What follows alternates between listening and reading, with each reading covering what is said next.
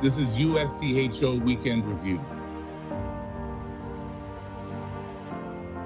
And here is your host, Ed Trefsker. Welcome to USCHO Weekend Review for Monday, December 15th, 2025. I'm Ed Trefsker alongside Jim Conley and Derek Schooley.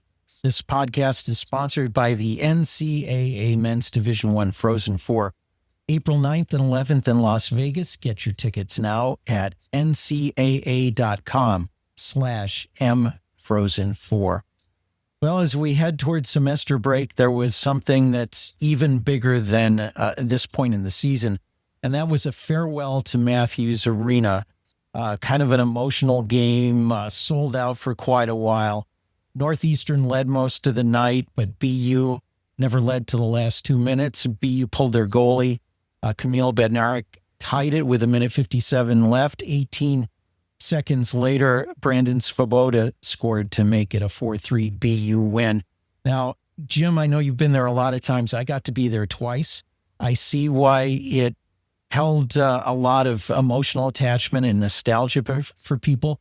But after you kind of recap the meaning of the building and its history, I want to touch a bit on building new buildings or renovating new buildings and why it's become so important. But first, your thoughts about the game and about the arena.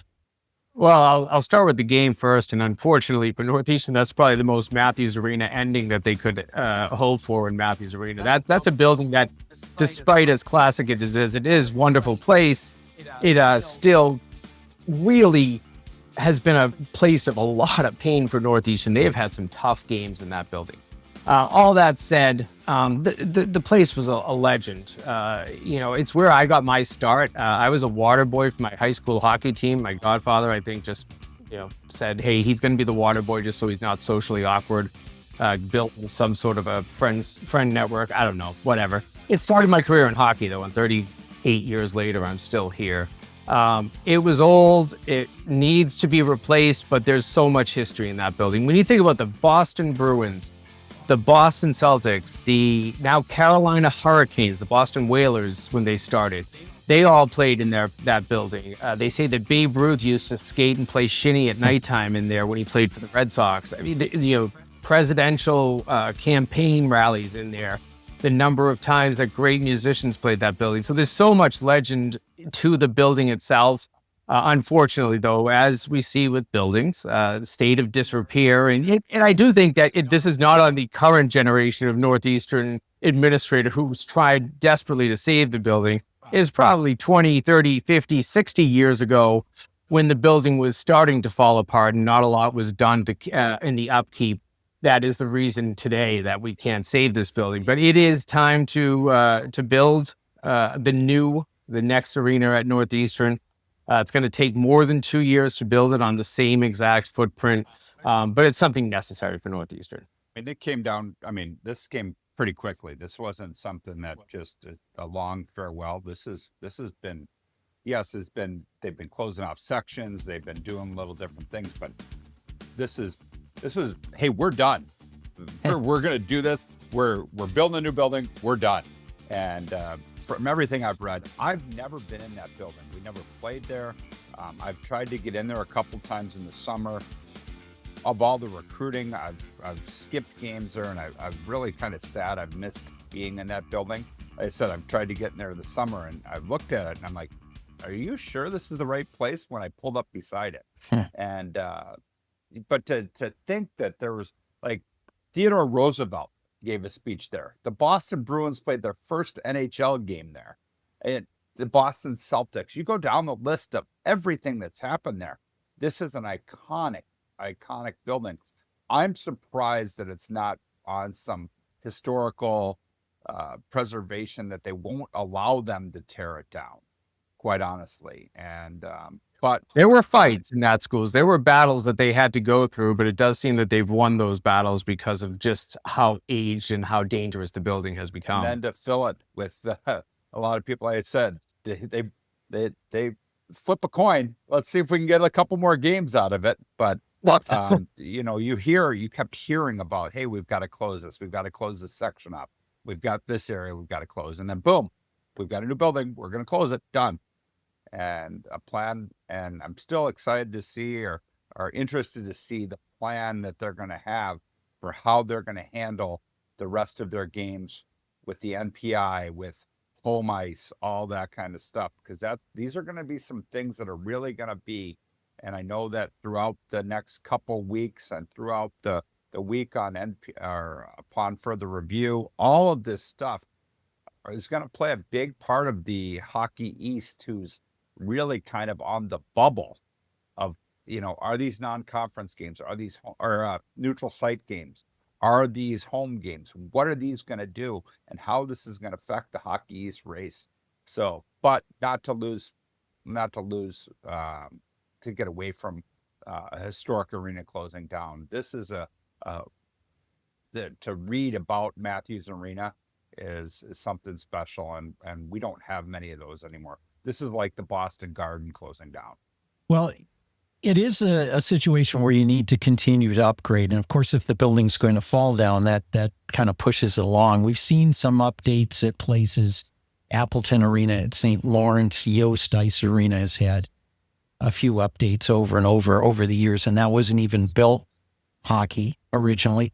And then you have some updates that are happening at the D3 level. Sage Rink at Hamilton College was built in 1921, and they're going to do another round of renovations there. And that's a situation where you have seats over the bench, and the structure of that place is really something to see. But we've talked about this before, both on this podcast and also in our TMQ column, about how buildings and facilities really have become kind of an arms race, and a very competitive Northeastern team having one of its better seasons now has to go on the road for a couple of years. But it really is something that's necessary. Whether the building was going to come down or not, it was really beyond much more that they could do there, right, Jim? Yeah, correct. They didn't really have a choice. If people know that Northeastern campus, there is not actually a lot of room on the campus. It's literally right in the middle of downtown in the arts district. They're right around Symphony Hall, the Boston Conservatory, New England Conservatory, Museum of Fine Arts. They're all right there, kind of all one campus, if you will. So there wasn't any real estate to build on. You look at some of the other sports teams. I know the baseball team and soccer team play like 5 miles away. The field hockey team plays somewhere around 20 miles away in Dedham. So this has been going on with Northeastern. They've had a facilities issue for years.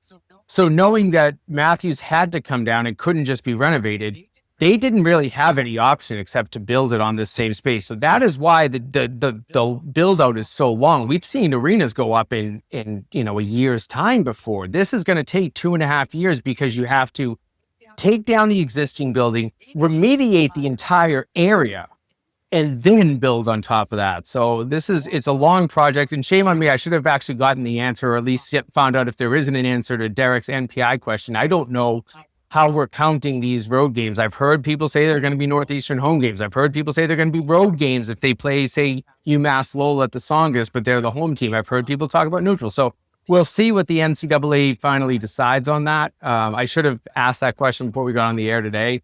I don't know if it has been decided yet. And you know what? I think this is happening in all sports, because after I watched the Dartmouth game yesterday, I turned on the NCAA volleyball tournament, and you watch Texas play at, I believe it's called Gregory Gymnasium, and they had jammed people in there, and it looked a lot like old Yost Arena, and it had the kind of the same thing. Then you Googled it, and I was like, I wonder how many people that holds. And the first thing that pops up is Texas volleyball too big for Gregory Gymnasium? And they talk about building a new arena for Texas volleyball. And I think that that's a problem with a lot of with sports and popular sports.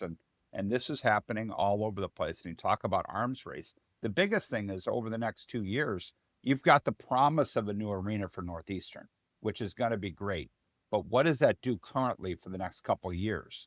If you're trying to bring a big transfer, say you need to get a 1-year transfer or a 2-year transfer in, where are you going to play? Where are you going to practice? All those kind of things. What's your locker room like for the next 2 years? Does that affect current recruiting? So there's still some questions in the present that how is that going to affect the Northeastern program? Long term, home run. Short term, questions. Not just NPI questions, but questions that are going to be answered recruiting wise. That obviously we don't recruit against Northeastern, but I'm sure other teams that do recruit against Northeastern will be saying, why do you want to, where are you going to practice? Where are you going to play your games? Are you going to be a nomad? Are your home games going to be in our building when you could just play at our building? So there's a lot of questions to be answered within this arms race that you're talking about, Ed. Yeah, I think when we even take that further, I will say that the people on the Northeastern campus are saying the right things. Jerry Keefe, their head coach, Jim Madigan, the former coach, now athletic director, they're all saying the right thing. They're all saying, we understand it's tough, but we know that we're building for the future. All the things are right. But you're right, Derek. There really is something here for, in an era where players are coming in for 2 years in a transfer. Do you kind of lose that ability to bring in a transfer for the next 2 seasons? Do you have to really promise the future more than you promise the present? I know that, I know Jerry Keefe really well, really competitive guy. He was when he was a player of Providence. He is as a coach now too. Ultra competitive people. So I think that they'll try to do the best with it, and they're saying all the right things, but I don't think that this is an easy, even the finish of this year, they put themselves in really good position NPI wise. But even to finish out this season and then the next 2 on top of it, it's going to be challenging. I tell you this, I have tremendous Jim Madigan. What a world-class person he is. When he was with the Penguins, awesome. He has time for everybody and their brother. And to see the passion that he spoke of Matthews Arena, and to put the ceremony that he put together to close the building with the torch passing and all of that, to copy it off of the closing of the forum, a home run he did. And to read the quotes of Jerry Keefe, of his family growing up in that, as somebody whose family has grown up in the Robert Morris program, you feel for them, and you feel for the closing of that building, and you do look towards the future. So home run that they hit in closing the building, the Matthews Arena building. Well, let's make some quick hits on some other things that went on over the weekend. Finally, a loss, and it was a loss in overtime for Dartmouth, dropping it 3-2 to UNH. Dartmouth got the late tie with the extra attacker, but it was Brendan Fitzgerald with the OT game winner. Dartmouth, as we talked about a lot on this podcast, was unbeaten, number 1 in the NPI going in. Now they're 11-1-0 and number 2 in the NPI. The math is interesting with UNH. Getting that win over Dartmouth helps them a ton and moves them from 45th to 21st in NPI. They get a real nice quality win bonus by beating Dartmouth. And they've had a 5-game win streak, have the Wildcats. So that's a good situation for them.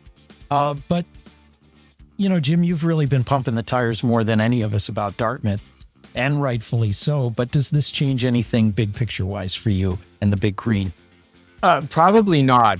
I called that game yesterday. I was really impressed with Dartmouth. I thought UNH played one of the best games I've seen them play this year. They came out with a lot of intensity, put Dartmouth on their heels. But when Dartmouth gets going, wow, they're a lot to stop. And Derek, you and I were talking before we got on to record today, and we were talking about their 6-on-5 play. They haven't played 6-on-5 all year. They've never trailed late in the game. They haven't had to do it. They pulled their goalie, and it was a clinic. The puck never left their end for over a minute, and they scored the extra attacker goal. It looked like they played 6-on-5, and they scored 5 of those goals this year. That's how strong they looked in that situation. I think that they're a really good team. I'm not going to pump the tires on my expectations for them. I still think they're a high-end ECAC team. They're probably an NCAA tournament team. I don't know that I think that they're a number 1, number 2 team in the country or in the NPI as they were coming into that game, and they still sit number 2 in the NPI right now. But I think that this is a really good team, and I still do think they are the best team in the ECAC. You know what? The interesting thing about it, and we talked about it before. That was their second unit 6-on-5 that went out. They changed, so that was their second unit that went out that scored that goal. So they actually, Yeah, and it was the fourth line winger who was actually scored the goal. So he was likely the extra attacker that was in there. and you mentioned it on the broadcast, and I had thought it right before. They pulled the goalie really early. It was shades of Rand Pecknold. And you really, as soon as I thought it, I'm like, and you brought it up right on the broadcast at the same time. But what a good hockey game. It had a little bit of drama late, a power play for Dartmouth, and then a power play in overtime. I thought Northeastern, I didn't love the fact, I'm sorry, New Hampshire, we were talking about Northeastern. I didn't like New Hampshire's 5-on-4 late.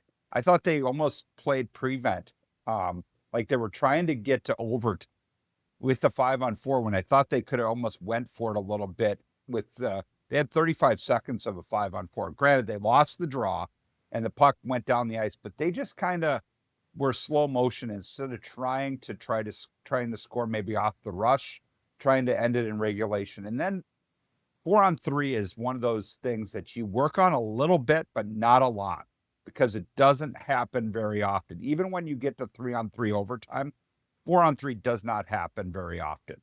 So you're a little discombobulated a little bit with your 4-on-3 because you probably worked on it once or twice throughout the whole year. And you probably don't really have it happen very often. And they went with 4 forwards.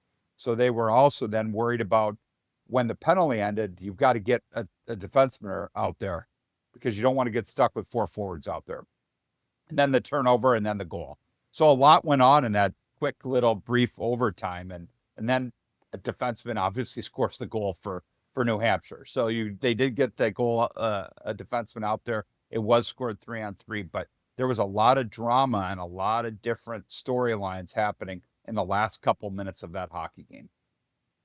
Yeah, there was some craziness in the fact that Brendan Fitzgerald is the player who scores the goal. It's just his second career goal in 70-plus games for UNH. He was dead tired. I joked afterwards. I thought he was going to pick up the puck and just dump it to the corner because he was so tired. But he picked up the puck, went on the breakaway, and then still had the energy to make the move and slide it 5-hole. That was a pretty impressive play. But you go back to UNH, they're on a 5-game heater now, 4 road games. They started with a comeback win at UConn, then a win on the road at Bentley, 2 up in Maine, and then the win at home yesterday. And that has taken them from the 40s in the pairwise all the way up to they're now really one of the higher Hockey East teams in the NPI at this point. I think I just said pairwise, my good Lord.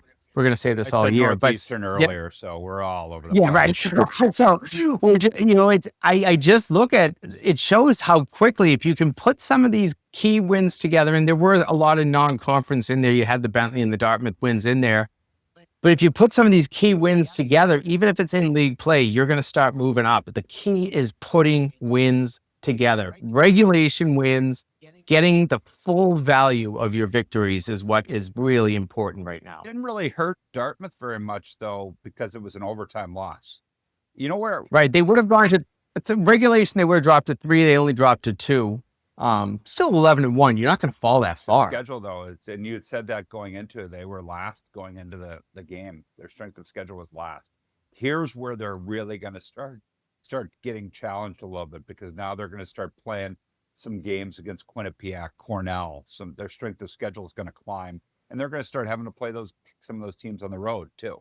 Let's go to Maine. They've won 3 in a row, kind of got themselves back on track. They've had an uncharacteristically high number of losses at Alphon. So they had an overtime win over UMass Lowell midweek and then swept Lindenwood at home 5-0 and 7-2. They're still hanging out at number 40 in the NPI despite 3-0-0 on the week, although that probably will be helped as they play more teams in Hockey East. Still some concern for Maine there in the postseason where they sit right now, but this has got to feel really good to the Black Bears to get at least those 3 wins and get some space above 500. Yeah, talk about needing it.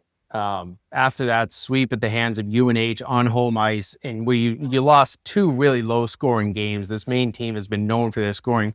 They go out and they've scored now in bunches for 3 straight. They get the 5-4 come from behind win. That game was played down in Portland, kind of their home away from home match that they play one time a year down in Portland. against UMass Lowell. They trail that entire game, come back, get a power play goal to tie an overtime game winner. But then, get 12 goals on the weekend against Lindenwood. That's pretty good, especially when you consider that Lindenwood was a top 20 NPI team coming into the weekend. So I think that it's not the right track yet for Maine, but it's back on track. You got to really make sure you steer this train in the second half, but at least there's a track ahead of you. It's not just off the side of the cliff next week. And I think that just kind of took Lindenwood right out of the top track that we were talking about. They just dropped like a rock off a cliff.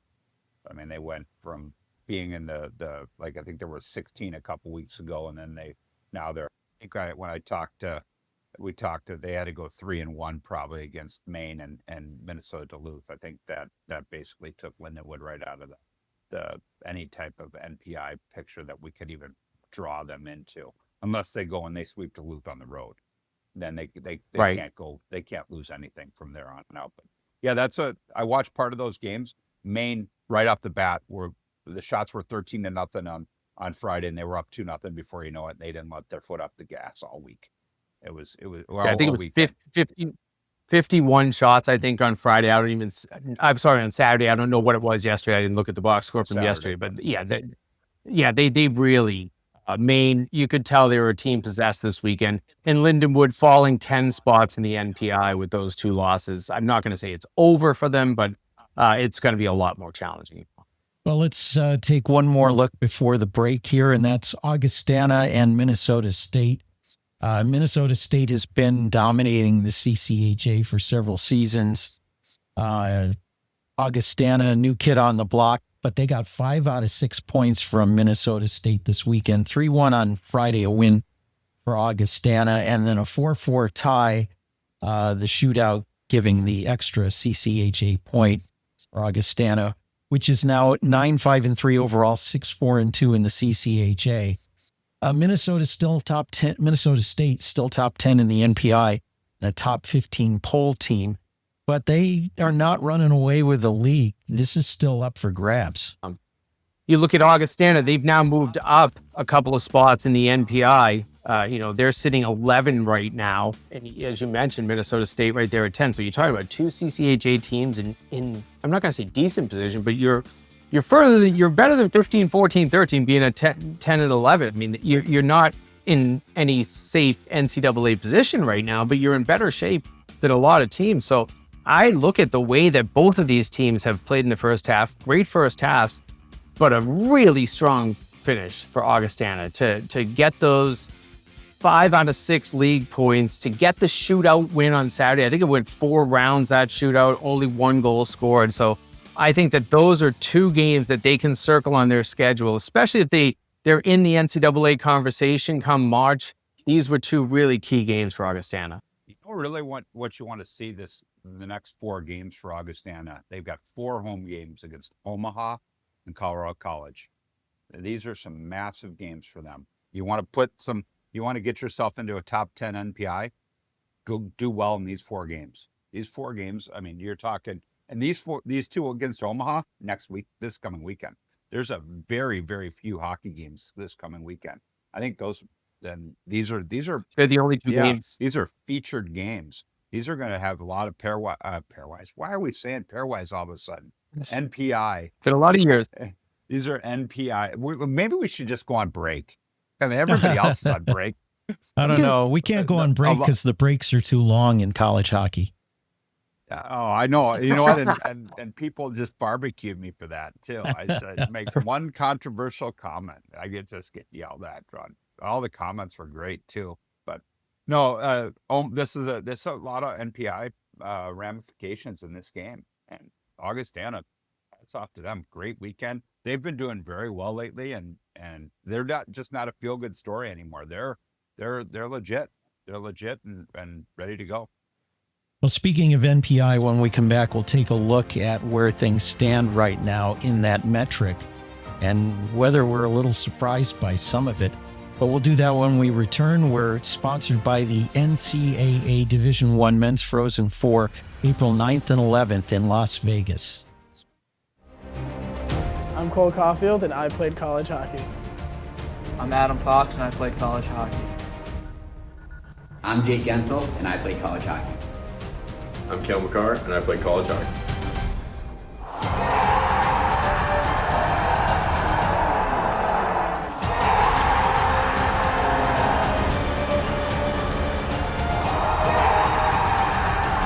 Whether you're a fan or a player, nothing compares to college hockey.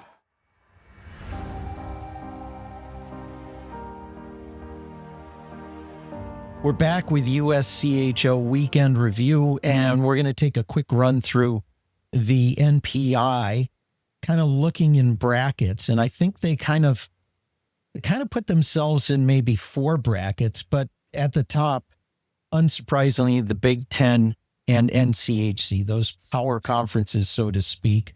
Hockey East normally would be in that conversation, a little bit of an off year so far for that league. But let's start out with the Big Ten. Michigan, Wisconsin, Michigan State, and Penn State are all in the top 8 in the NPI. Part of that buoyed by a really good out-of-conference schedule. But, Jim, when you see that, does that say that they're the best league to you this season? Likely, I think I can put them in NCHC 1 and 1A. I think all 4 of these teams are going to get into the tournament. Just period, end of sentence. They're in too good a position right now as we get to the break here.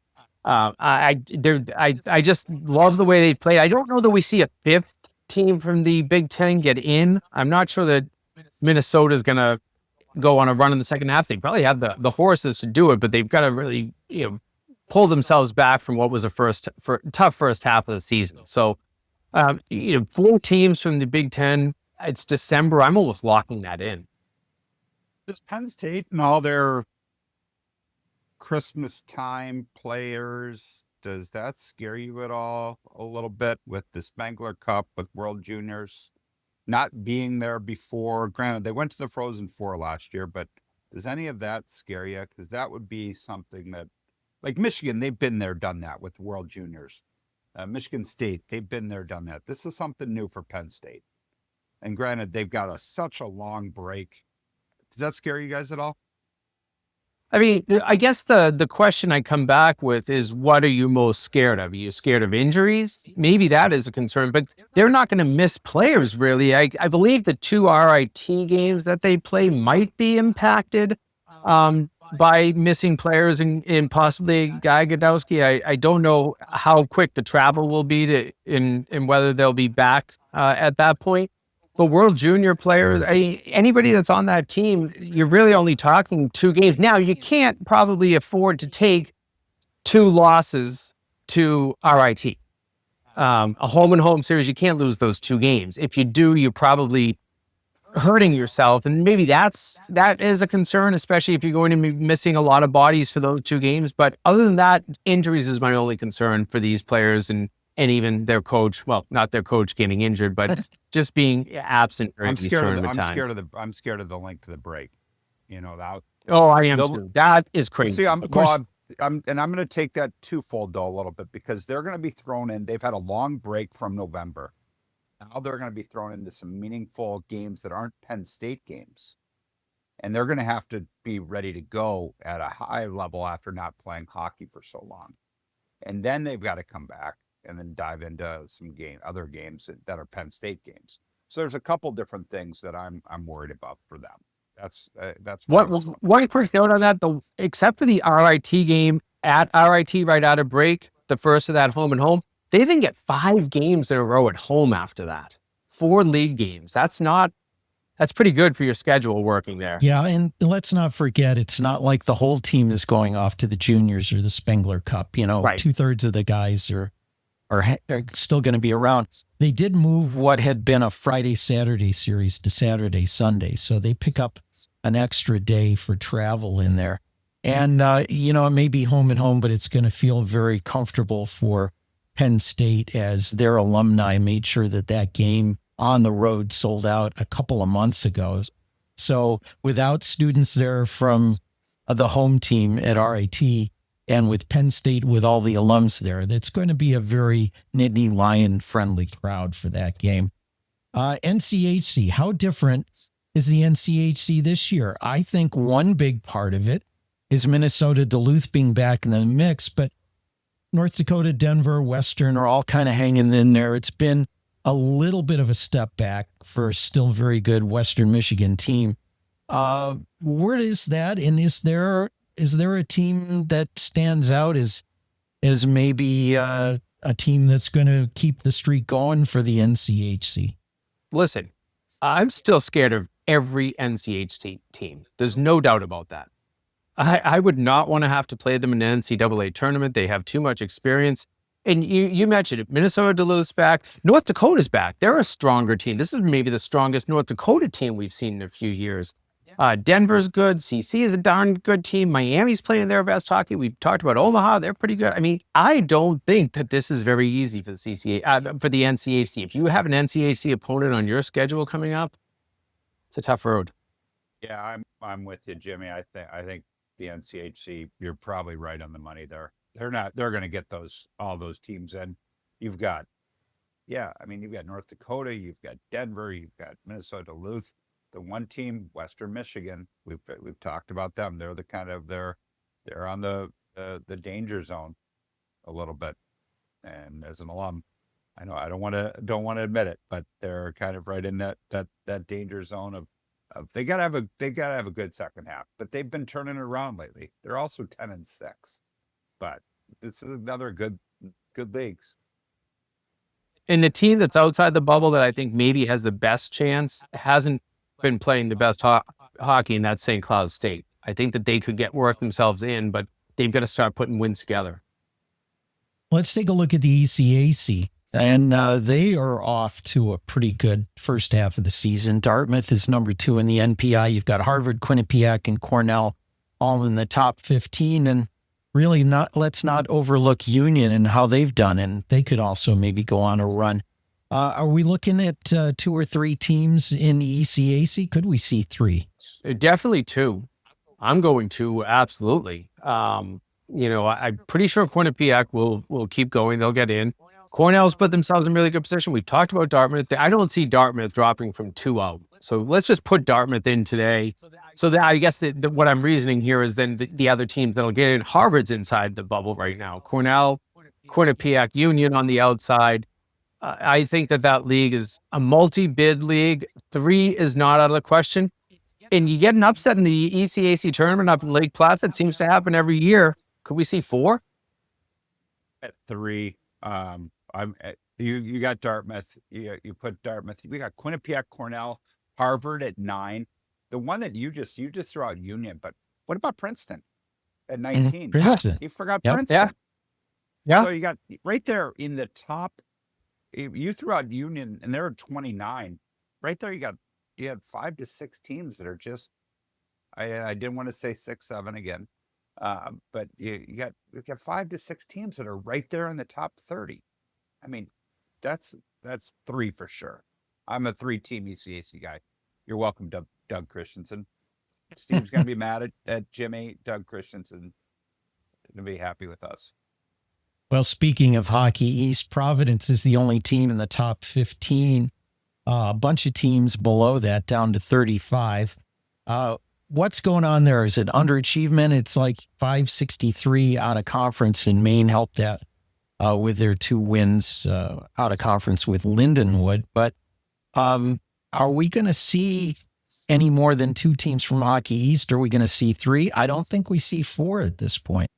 Yeah, I'm not even going to touch the number of teams that are going to get in at this point, but I'll just give you a couple of stats. 6-1 this week in non-conference play. That is a big boost. They were 528, 529, I think last week. You said 560 this week. On November 17th, they had 3 teams in the top 27 of the NPI. 1 month later, 28 days later, they now have 6 teams in the top 23. That's a big jump. So we've seen some success, just a little bit of non-conference success, and then some teams within the conference have been playing better. Boston College had a great month of November, and they've carried themselves back up toward the top. Providence has been pretty steady. Northeastern, they take that loss on Saturday that actually really hurt them. I mean, they fell Just looking at exactly, they fell 5 spots without 1 loss on Saturday. So that's a significant. And then there's the teams, the Maine and the BU, that we know that they were supposed to be great. Can they make the second half run? I think Maine is so far down, it's hard. BU, they're getting back. I mean, that win the other night really helped Boston University. They went from 33 to 23 in the NPI in 1 game, 1 win over Northeastern. So the movement is possible. I think that movement will, the ability to move 8, 10 spots is going to reduce as we play more games. The later we get into this season, that movement is more difficult. But I do think that the opportunity is still there. But I'm not touching the number of hockey teams that are getting in. Yeah, I love that one. I think they're going to be more than we expect. How about that? I do. I think there's too many good teams right in the bubble, and too many teams that are going to pick up some quality win bonuses. This is going to fluctuate all over the place, and I think you're going to have a lot more than what we think today. How about that? Yeah, quality win bonuses and getting some wins that hurt you taken off as more games get played. Both of those will start to have impact. Lastly, CCHA and Atlantic Hockey. AHA is going to be a 1-bid league. I don't think anybody's going to argue with that. At this point, it's just not going to happen. A much better out-of-conference record this year than last year, but not good enough. CCHA, we talked about both Minnesota State and Augustana staying in the top 11 or so. When you get to that point where you have a weaker strength of schedule, those losses impact you a lot more than when you have a strong schedule. So that gets to be a little brittle right there. Is there room for 2? Is there a path there? Or is the team that ends up losing the championship just going to get pushed down too far? I think there's room for 2.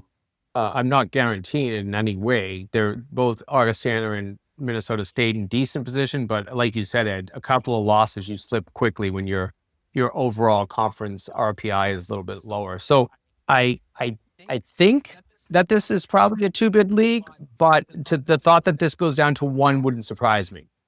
Yeah, I think Augustana's could be the surprise of the first half. If Dartmouth wasn't having such a good run, and Minnesota State's probably been the most consistent of the first half. So you could have 2 teams, and depending on who wins the tournament. So yes, you could have 2 teams out of the CCHA. Well, that's going to wrap it up. We've had quite an extensive episode covering a lot of stuff. Don't forget, you can like and subscribe on YouTube, where you can watch this if you prefer. That's youtube.com/USCHO. And this episode is sponsored by the NCAA Men's Division I Frozen 4 in Las Vegas, April 9th and 11th. Tickets are at ncaa.com/mfrozen4. For Jim Connolly, for Derek Schooley, I'm Ed Trefsker, and this has been USCHO Weekend Review.